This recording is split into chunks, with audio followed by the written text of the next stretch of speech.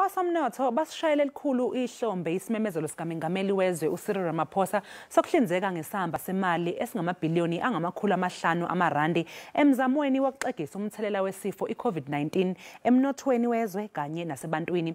Ekhuluma neSABC namhlanje uSolwazi ubonke Dumisa uthi yize sisihle lesisinqumo sikaMengameli kodwa kukhona abathile abangeke bayithole le mali.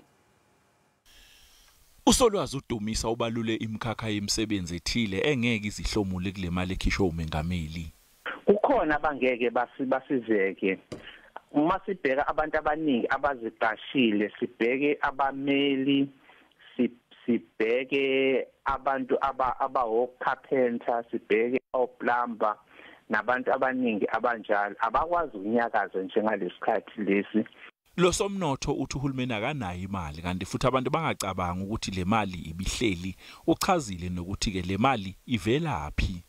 Into ayenzile uhulumeni ukuthi uye wathintana ne-UIF Unemployment Insurance Fund ukuthi okay bangafaka ini lapha emgodlaneni okulungisa lokho. Kanti khona nenye imali ephuma ku IMF ne-World Bank. uSolwazi uDumisa uchaza kabanzi ngabantu abazohlomula kule mali. Kulabo abathola i-child support grant lena kwezinye indawo ebizwa khona imali yeqolo. Bazofakelwa 300 rands manje ngoMay kuthi emveni kuka May inyanga ezinye ezinhlanu yengezwe ngo500 rand. Kanti kulabo abathola ama grant benefits bazokwazi ukuthi bafakele omunye 250 rands ngenyanga kule nyanga ezu6 ezilandelayo.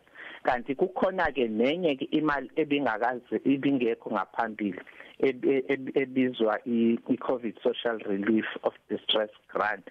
Lapho labo abangasebenzi kodwa bengakwazi ukuthola i-UIF futhi bengakwazi nokuthola ama grant amanye bezonikezwa u300 rands 350 rands lezi nyanga ezu6 ezilandelayo.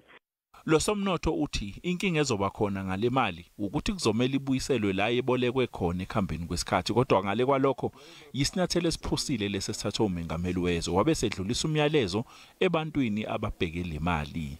Abantu bangacabangi ukuthi uzovele uvuke namhlanje uyithola usunikeza imali ongayazi ukuthi iqhamuka kuphi.